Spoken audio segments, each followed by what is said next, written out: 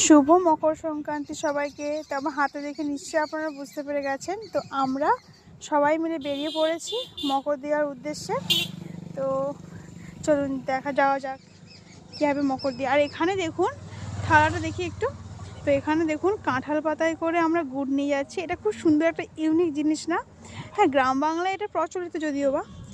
তো দেখুন এখানে কত ফুলের বাগান, উপর থেকে আমরা হেঁটে হেঁটে যাচ্ছি রোডে।